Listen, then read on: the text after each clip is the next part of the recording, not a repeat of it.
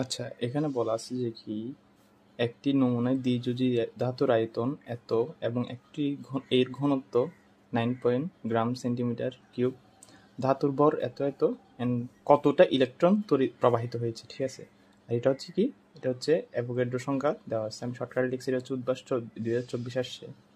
আচ্ছা, আমরা জানি যে এম ইজ ইকুয়ালস টু কি, রো ভি। হ্যাঁ, রো ভি, তাহলে হচ্ছে আমরা এখানে এম এর মানটা বের করবো। রো হচ্ছে কত, রো হচ্ছে 9, তারপর হচ্ছে এটা হচ্ছে গ্রাম সেন্টিমিটার কিউব, আমরা গ্রামটা রাখছি, নিচে গেছে সেন্টিমিটার কিউব ইন্টু ভি।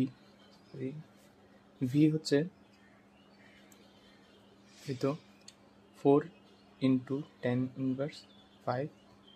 যেহেতু এটা মিটার কিউব দিছি, এটাতেও মিটার কিউবে নিয়ে যেতে হবে।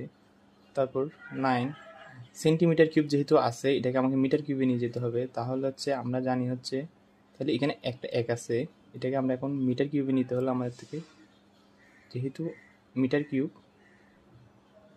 একটু ভেঙে ভেঙে দেখাচ্ছি, এগুলো আস্তে আস্তে তোমরা করতে করতে ঠিক হয়ে যাবে।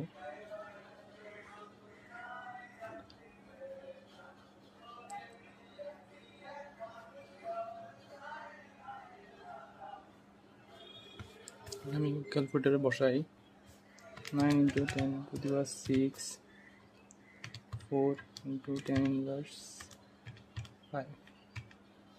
360।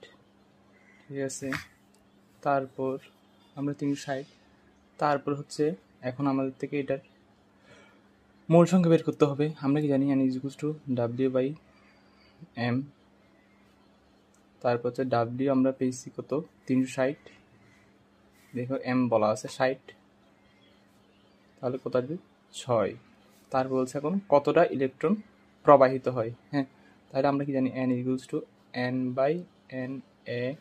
তারপর আমরা n যদি বের করতে চাই, na ইন্টু n, অ্যাভোগাড্রো সংখ্যা এটা 6.023 × 10⁻23 × n6 সমান কত আসছে,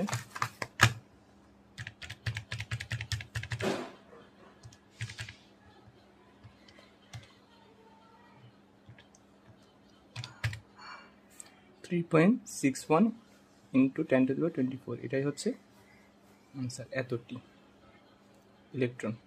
সরি, এখানের মধ্যে বলতেছে দ্বিযোজী ধাতু যখন বলছে তখন এখানে আমাদের সাথে একটা 2 গুণ হবে, এখানে 2 গুণ হবে। ঠিক আছে, যেহেতু দ্বিযোজী বলছে 2 হবে, একটু 2 গুণ হবে। ঠিক আছে।